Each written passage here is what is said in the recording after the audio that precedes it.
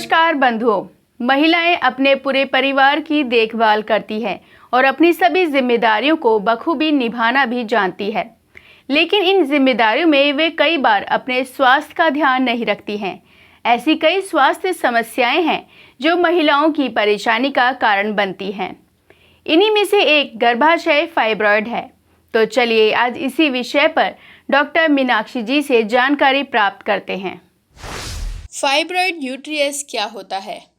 Fibroid महिलाओं के गर्भाशय में पाया जाने वाला एक बिनाइन ट्यूमर है।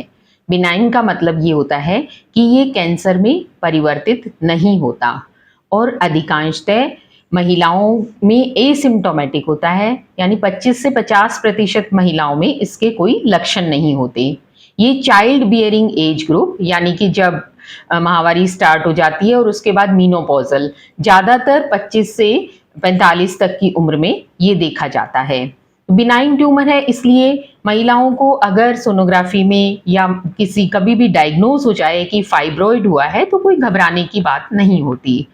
ये बच्चेदानी के अंदर 3 सतह होती हैं, मसल और ऊपर उसकी सरफेस और अंदर वाली जो एंडोमेट्रियम होते हैं, कहीं भी पाया जा सकता है। ये मसल्स का एक गांठ जैसी होती है जिसे रसोली भी बोलते हैं आम भाषा में। ये इस प्रकार से होता है। तो ये बच्चेदानी के अंदर वाली जो एंडोमेट्रियम होती है इसमें भी मिल सकता है, मसल में भी मिल सकता है और बाहर सरफेस पे भी मिल सकता है। तो ये होता है फाइब्रॉयड। बिनाइन ट्यूमर है, घबराने की जरूरत नहीं है, कैंसर में परिवर्तित नहीं होता। और एक बात और आप इसको समझने की कोशिश कीजिए कि ये सिस्ट से अलग होता है। जो ओवेरियन सिस्ट होती है, कई बार महिलाएं आम भाषा में कहती हैं कि पेट में गांठ है, तो ये गांठ बच्चेदानी में होती है और ओवेरियन सिस्ट ओवरी में यानी अंडेदानी में होती है। तो अंडेदानी में जो गांठ होती है उसमें कैंसर में परिवर्तित होने के चांसेस होते हैं, इसलिए उसमें हमें अधिक चिंता की जरूरत होती है। फाइब्रॉयड का कैसे पता चलेगा और उसके लक्षण क्या होते हैं? फाइब्रॉयड की वजह से माहवारी का बहुत ज़्यादा आना या अनियमित माहवारी होना या महीने में 2 बार 3 बार इरेगुलर साइकिल, अनियमित मासिक चक्र जिसे हम बोलते हैं, ये लक्षण हो सकता है। अगर फाइब्रॉयड बहुत बड़ा है तो ये पेल्विक एरिया यानी कि जो पेडू होता है उसमें प्रेशर सिम्टम दे सकता है, पेन हो सकता है, एक भारीपन हो सकता है। और बच्चेदानी के सामने पेशाब की थैली होती है तो पेशाब में रुकावट भी हो सकती है और पीछे मलाशय होता है तो कब्ज की परेशानी भी रहती है। इसके अलावा यदि ये यंग एज में होता है तो कई बार बच्चा लगने में भी दिक्कत करता है। अगर ये दोनों फैलोपियन ट्यूब के सामने है कहीं या फिर बड़ा फाइब्रॉयड है तो उसकी वजह से बार बार अबॉर्शन भी हो सकते हैं। और अगर प्रेगनेंसी के साथ है तो अबॉर्शन होना या फिर प्लेसेंटा का अपनी जगह से छूट जाना या बच्चे की ग्रोथ नहीं होना, इस टाइप की कई कॉम्प्लिकेशन प्रेगनेंसी में भी देखने को मिलती हैं। फाइब्रॉयड नंबर यानी कि संख्या में और साइज में वेरी करते हैं। कई बार बहुत छोटे छोटे फाइब्रॉयड होते हैं तो वो लक्षण नहीं देते किसी भी प्रकार के, उसे हम हमारी भाषा में एसिम्प्टोमेटिक बोलते हैं।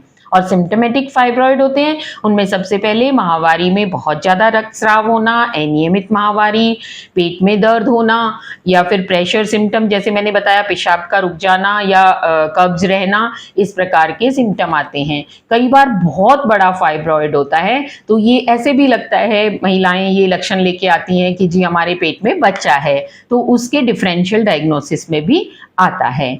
तो जब भी इस तरह के कोई लक्षण हो तो आपको तुरंत अपनी स्त्री रोग विशेषज्ञ से संपर्क करना चाहिए। अब वो कैसे डायग्नोज करेंगे? वो आपके लक्षण सुनेंगे, फिर उसके बाद जांच करेंगे। जांच में प्राथमिक होती है सोनोग्राफी से। सोनोग्राफी से फाइब्रॉयड आसानी से डायग्नोज हो जाता है।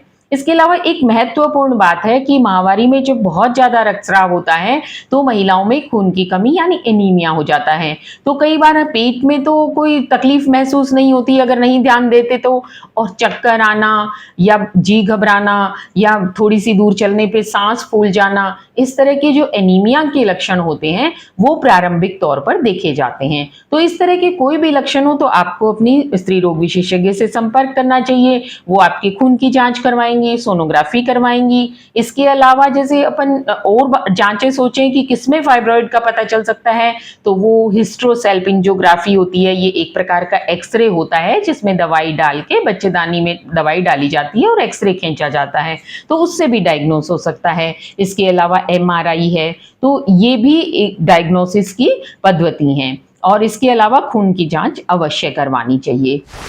इसमें क्या ट्रीटमेंट होता है?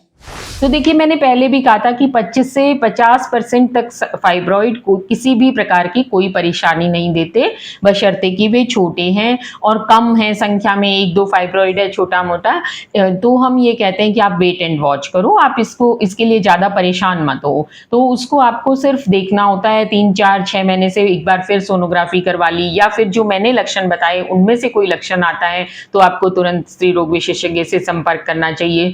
तो एसिम्प्टोमेटिक फाइब्रॉइड्स होते हैं जो आपको परेशानी नहीं दे रहे, उनको किसी प्रकार के ट्रीटमेंट की आवश्यकता नहीं होती। आप अपने हीमोग्लोबिन का ध्यान रखें, बार बार चेकअप करवाएं, खून बढ़ने वाली दवाइयां ले सकते हैं। आयरन के लिए जो खाने के स्रोत हैं, जैसे ग्रीन वेजिटेबल्स हैं, आंवला है, चुकंदर है, गुड़ है, इस तरह की चीजें जिनमें आयरन का स्रोत ज्यादा होता है तो वो लें। सिम्प्टोमेटिक फाइब्रॉइड अगर हमें परेशान कर रहा है तो उसके लिए क्या ट्रीटमेंट ले? देखिए, अगर बहुत बड़ा है और प्रेशर सिम्टम दे रहा है तो नो डाउट उसका मैनेजमेंट सर्जिकल मैनेजमेंट होगा, यानी कि ऑपरेशन होगा। तो वो आपका निर्भर करता है कि आप किस एज ग्रुप में हैं, आपके बच्चे कितने हैं और परेशानी कितनी है। उन सब के आधार पे इसके 2 मैनेजमेंट होते हैं, एक मेडिकल मैनेजमेंट होता है, एक सर्जिकल मैनेजमेंट होता है। मेडिकल मैनेजमेंट और सर्जिकल मैनेजमेंट कौन सा ऑप्शन चूज करना है, ये आपकी स्त्री रोग विशेषज्ञ आपको सारी स्थिति समझाकर फिर आपको बताएंगी। मेडिकल मैनेजमेंट में आजकल बहुत सी दवाइयाँ आ चुकी हैं, जैसे माइफेप्रिस्टोन है, यूलिप्रिस्टाल है, तो उनके पर आप स्वयं न लें क्योंकि उनके साइड इफ़ेक्ट भी बहुत ज़्यादा होते हैं। और सर्जिकल मैनेजमेंट में कई बार अगर बच्चे नहीं हैं, आपकी फैमिली कंप्लीट नहीं हुई, तो फाइब्रॉइड है तो उसको मायोमेक्टमी यानी कि पूरा फाइब्रॉइड ही निकाल देते हैं, बच्चेदानी यथावत रहती है। या फिर जैसे बच्चेदानी निकालना, मिनिमल इन्वेजिव सर्जरी यानी कि बहुत ज़्यादा चीरफाड़ नहीं हो, इस तरह की आजकल वैज्ञानिक जो तकनीकी का युग है, चिकित्सा पद्धति जहाँ बहुत उच्च प्रकार की है, तो वहाँ जैसे radial ablation, high radio frequency wave से जो बच्चेदानी की अंदर की सतह होती है उसको जला दिया जाता है, तो ब्लीडिंग जैसे सिम्टम नहीं होते। अगर महिला की फैमिली कंप्लीट है और वो चाइल्ड बियरिंग एज को पार कर चुकी है, 40, 42, 45 के आसपास है, तो इस प्रकार के ऑप्शंस भी हैं। हिस्ट्रोस्कोपी से भी एक यूट्राइन आर्टरी एम्बोलाइजेशन होता है कि आप उस यूट्राइन आर्टरी को ही एम्बोलाइज कर दो ताकि ब्लीडिंग की समस्या ना हो। तो ये सारे मैनेजमेंट आपकी एज, आपके क्या लक्षण हैं और आपकी अभी के जैसे, क्योंकि एक बात और मैं बताना चाहती हूँ कि ये 2 हार्मोन होते हैं इसके लिए रिस्पॉन्सिबल होते हैं, ईस्ट्रोजन और प्रोजेस्टेरोन, जो फाइब्रॉइड को बढ़ने में मदद करते हैं। तो जैसे ही मीनोपॉज टाइम आएगा 40-45 के आसपास, तो ईस्ट्रोजन प्रोजेस्टेरोन बॉडी में कम होंगे तो ये अपने आप ही श्रिंक होना चालू कर देंगे, यानी कि सिकुड़ जाएंगे। तो अगर आपकी एज 40 से 45 के बीच में है, पेरी मीनोपॉजल है, तो आपको बिल्कुल भी घबराने की जरूरत नहीं है। आप मेडिकल मैनेजमेंट ऑप्ट कर सकते हैं या फिर जैसे मिनिमल इन्वेजिव सर्जरी मैंने बताई वो आप ऑप्ट कर सकते हैं, क्योंकि ये जैसे ही मीनोपॉज होगा, ईस्ट्रोजन प्रोजेस्टेरोन कम होंगे तो ये अपने आप श्रिंक हो जाएंगे।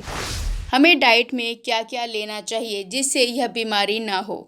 तो देखिए, आप हेल्दी लाइफस्टाइल, क्योंकि इसके जो कारण होते हैं फाइब्रॉइड के, उसमें एक जेनेटिक होता है कि आपकी माँ को, मौसी को या ब्लड रिलेशन वाले फैमिली में हिस्ट्री हो फाइब्रॉइड बनने की, तो जेनेटिक कारण हो गया। दूसरा डाइट, अगर आपकी डाइट इस तरह की है जैसे फास्ट फूड है, प्रोसेस्ड फूड है, या आपकी हेल्दी लाइफस्टाइल नहीं है, ओबेसिटी एक कारण होता है, मोटापा, तो वो भी एक कारण होता है। या फिर जैसे बहुत जल्दी महामारी शुरू हो गई हो, तो ये तो प्रकृति प्रदत्त है और जेनेटिक होता है, तो इसमें हम कुछ नहीं कर सकते, लेकिन ये ही कारण होते हैं। तो उसमें से जो हम रोक सकते हैं, जो हमारे हाथ में है, वो है कि आप अपने वजन को नियंत्रित रखिए, उसमें रिफाइंड शुगर जो कार्ब है वो नहीं लिए, ग्लूटेन जो होता है कार्बोहाइड्रेट में, वो आप बिल्कुल अवॉइड करें और हेल्दी लाइफस्टाइल रखें, अपने वजन को नियंत्रित रखें, बहुत प्रोसेस्ड फूड, जंक फूड ये नहीं लें, और जो शुद्ध कहते हैं ना, शुद्ध खाना, शुद्ध हवा, शुद्ध पानी, आप योगा करिए। और जैसे बहुत से से ऐसे फ्रूट्स हैं, जैसे क्रैनबेरी है।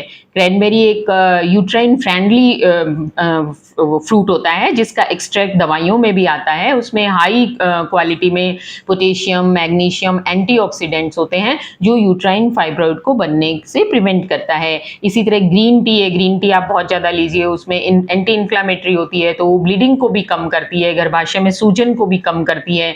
डार्क ग्रीन लीफी वेजिटेबल्स लीजिए, वो आपको एंटीऑक्सीडेंट बहुत सारे भरपूर मिनरल्स भी देंगी और आपका जो हीमोग्लोबिन लेवल है उसको भी सही रखेंगे। इसके अलावा कॉड लिवर ऑयल है, अगर आप नॉन वेजिटेरियन हैं तो फिश खा सकते हैं। सैल्मन फिश बहुत ज़्यादा यूट्राइन फ्रेंडली होती है, ओमेगा 3 फैटी एसिड्स होते हैं उसमें, और जो पल्सेस हैं, लेग्यूम्स हैं, और मोटा अनाज जैसे होता है।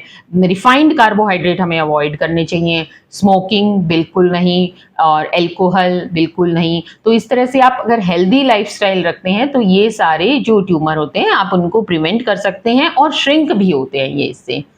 तो आज आप लोगों ने डॉक्टर मीनाक्षी शर्मा जी से गर्भाशय फाइब्रॉइड के बारे में जाना। ऐसी और जानकारी को देखने के लिए हमारे चैनल को सब्सक्राइब करें, जिससे आप आने वाली हर बीमारी से सतर्क रहें, और साथ ही लाइक, शेयर, कमेंट करना ना भूलें। तो चलिए अगले शुक्रवार फिर से मुलाकात होगी। तब तक के लिए दीपिका को दीजिए इजाज़त।